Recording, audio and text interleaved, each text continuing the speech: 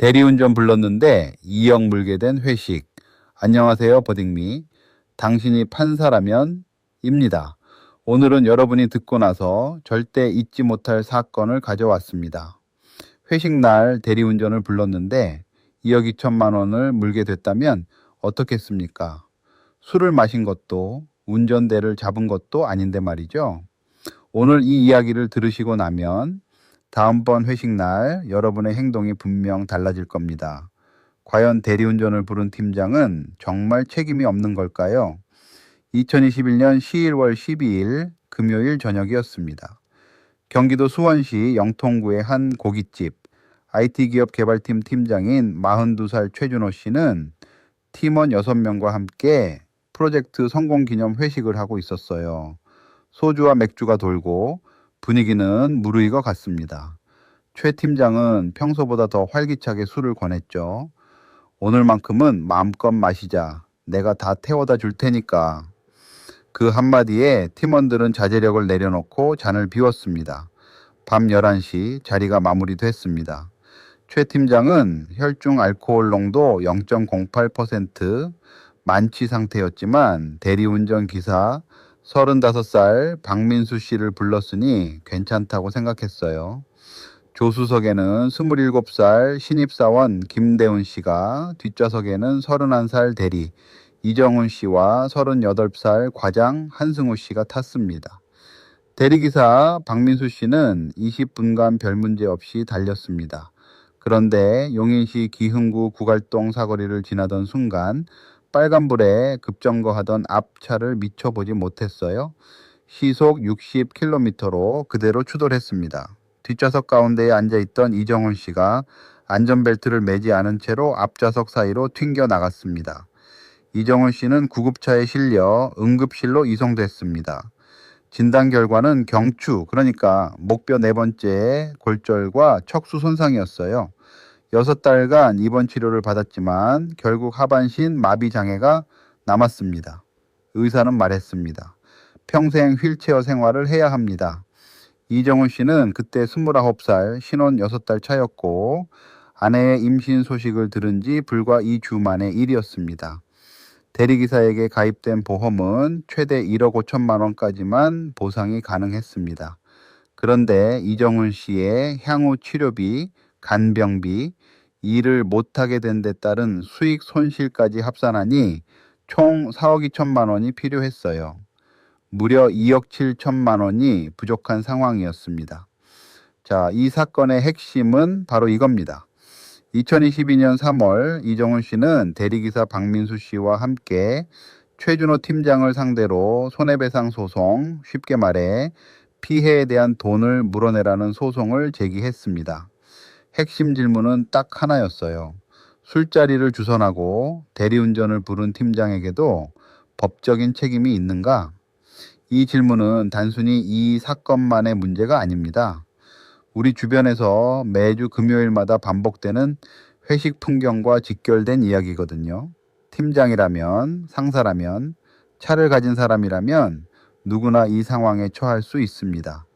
양쪽 입장을 한번 들어볼까요? 이정훈 씨 측 변호인은 이렇게 주장했습니다. 피고, 즉 최 팀장은 직장 상사로서 우월적 지위, 쉽게 말해 부하 직원들이 거절하기 어려운 위치에서 과도한 음주를 권유했습니다.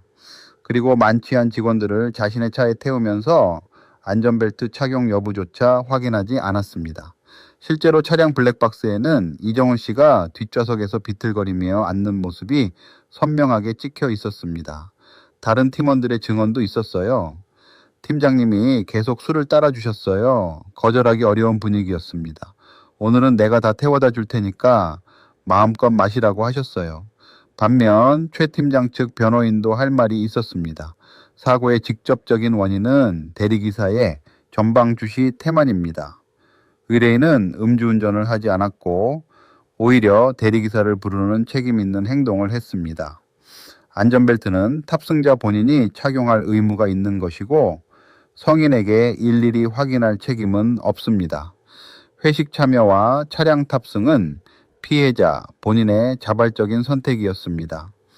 최 팀장 입장에서는 억울할 만도 합니다. 술을 마신 것은 맞지만 운전은 대리기사가 했고 사고는 그 대리기사의 실수로 난 것이니까요. 여러분은 어느 쪽 손을 들어주시겠습니까?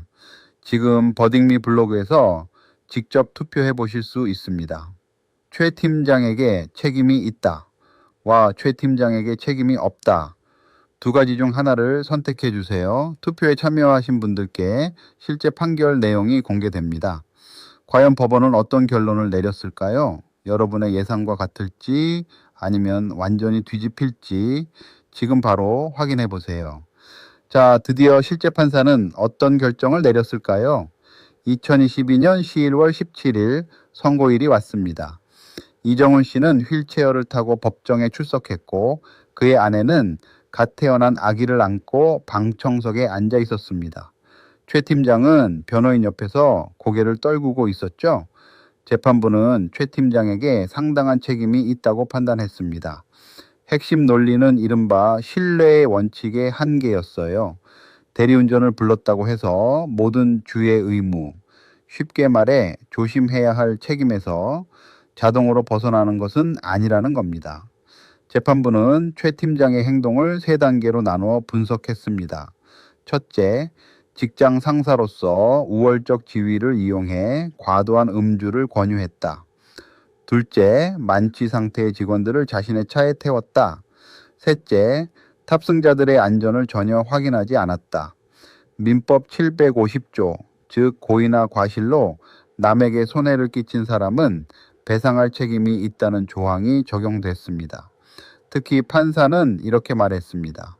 피고는 스스로 귀가 차량을 제공하겠다고 제안하면서 팀원들의 음주를 적극 권유했다.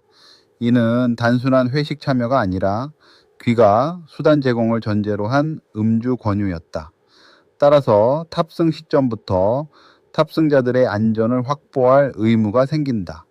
다만 재판부는 사고의 직접 원인이 대리기사의 실수라는 점, 그리고 이정훈 씨 본인도 성인으로서 안전벨트를 매지 않은 잘못이 있다는 점을 함께 고려했습니다.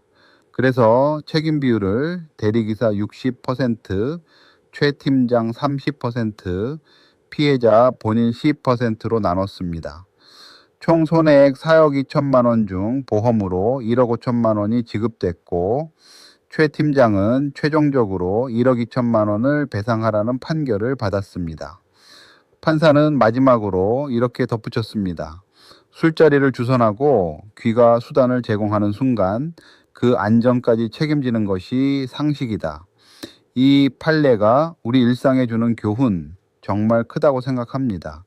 회식 자리에서 내가 다 태워다 줄게 마음껏 마셔 라는 말 가볍게 내뱉기 쉽죠. 하지만 이 판례는 그 한마디가 법적인 의무를 만들어낸다는 걸 분명히 보여줍니다. 대리운전을 불렀다는 사실만으로는 충분하지 않습니다. 실용적으로 조언을 드리자면 차에 동승자를 태울 때는 반드시 안전벨트 착용을 직접 확인하세요. 특히 만취한 동승자가 있다면 더욱 그렇습니다. 그리고 가능하다면 과도한 음주를 권유하는 상황 자체를 만들지 않는 것이 가장 좋습니다. 택시나 대중교통을 각자 이용하도록 유도하는 것도 현명한 선택입니다. 알아두면 반드시 도움이 됩니다. 좋은 의도로 한 행동도 안전을 확인하지 않으면 법적 책임으로 돌아올 수 있다는 것 꼭 기억해 주세요. 당신이라면 어떤 판결을 내리셨을까요?